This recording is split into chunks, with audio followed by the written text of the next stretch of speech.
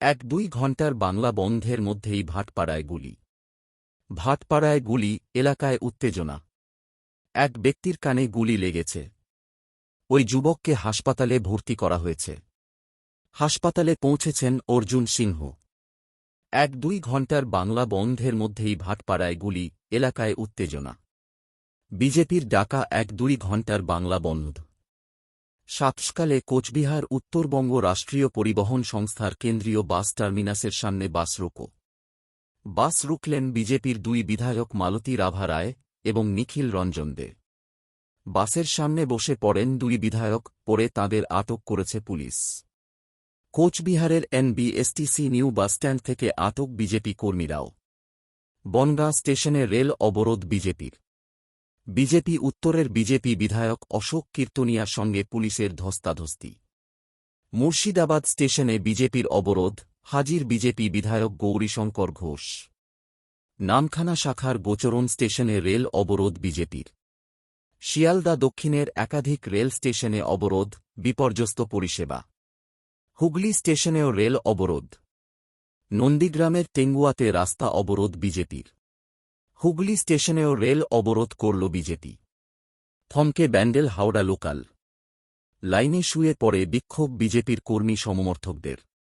BJP নেতার গাড়িতে গুলি। ভাটপাড়ায় উত্তেজনা, মুখোমুখি বিজেপি তৃণমূল, মাঝখানে পুলিশ। বিজেপির ডাকা বাংলা বন্ধের সকালে বিজেপিরই 2 নেতার গাড়িতে গুলি চালানোর অভিযোগ করলেন অর্জুন সিংহ। এই ঘটনাকে কেন্দ্র করে ভাটপাড়ায় উত্তেজনা ক্রমশ বাড়ছে। বুধবার দুপুরে শেষ পাওয়া খবর অনুযায়ী ঘটনাস্থলে মুখোমুখি হয়েছে বিজেপি এবং তৃণমূল গোষ্ঠী। মাঝখানে পুলিশ এসে পরিস্থিতি নিয়ন্ত্রণের চেষ্টা করছে। ব্যারাকপুরের বিজেপি নেতা অর্জুন অভিযোগ করেছিলেন, তাঁর দলের নেতার গাড়ি লক্ষ্য করে অন্তত 6 রাউন্ড গুলি চালানো হয়েছে। তাতে জখম হয়েছেন 3 জন। এর মধ্যে 2 জন বিজেপি নেতা। তৃতীয় জন গাড়ির চালক। অর্জুন বলেন, চালকের কপাল ঘেঁষে বেরিয়েছে গুলি। এখনও রক্ত লেগে আছে গাড়িতে। ওই ঘটনার নেপথ্যে পুলিশি নিষ্ক্রিয়তারও অভিযোগ আনেন অর্জুন। বুধবার সকালে 2 বিজেপি নেতাকে প্রাথমিক চিকিৎসার জন্য একটি হাসপাতালে ভর্তি করানোর পরে তিনি বলেন, ব্যামাগুলি চলছে আর পুলিশ দাঁড়িয়ে তামাশা দেখছে। আসলে পুলিশ তৃণমূলের তাবেদারি করছে। এরপরই ভাটপাড়ার পরিস্থিতির অবনতি হতে শুরু করে। বুধবার সকালে ঘটনাটি ঘটে 9:30 নাগাদ। আহতদের প্রথমে ব্যারাকপুর স্টেট জেনারেল হাসপাতাল ও পরে বেসরকারি হাসপাতালে নিয়ে যাওয়া হয়। খবর পেয়ে ঘটনাস্থলে পৌঁছন ব্যারাকপুরের প্রাক্তন সাংসদ তথা বিজেপি নেতা অর্জুন। তিনি তৃণমূলের বিরুদ্ধে বোমাগুলি চালানোর অভিযোগ তুলে জানান, 2 বিজেপি নেতা রবি সিংহ এবং প্রিয়াঙ্কু পাণ্ডে তাঁর সঙ্গেই দেখা করতে আসছিলেন। অর্জুনের কথায়, ওঁরা আমার বাড়ি আসছিলেন। ঘোষপাড়া মোড়ের কাছে সেই গাড়ি আটকানো হয়। তারপর গাড়ি লক্ষ্য করে গুলি চালায় তৃণমূল আশ্রিত দুষ্কৃতীরা।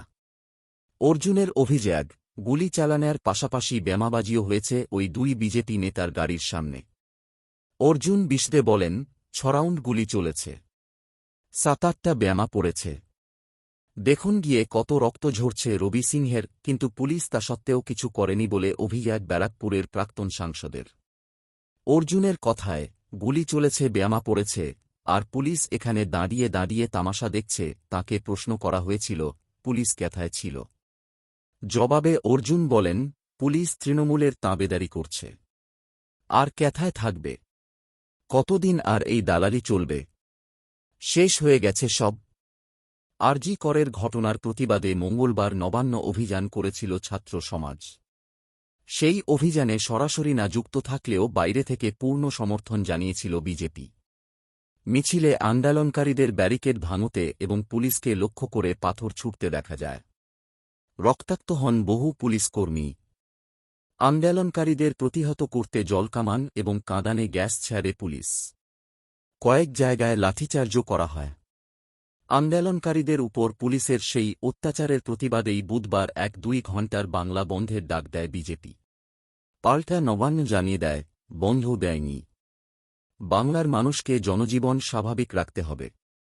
এই পরিস্থিতি এই বুধবার সকাল থেকে বন্ধ সফল করতে পথে নামে বিজেপি। বিভিন্ন জায়গায় আগুন জ্বালিয়ে বিক্ষোভ দেখানো হয়।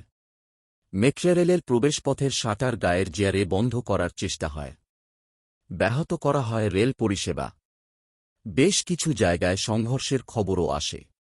এর মধ্যেই ভাটপাড়ায় 2 বিজেপি নেতার গাড়ি লক্ষ্য করে গুলি চালায় কিছু দুষ্কৃতী। অর্জুনের অভিযোগ, তারা তৃণমূলের আশ্রিত।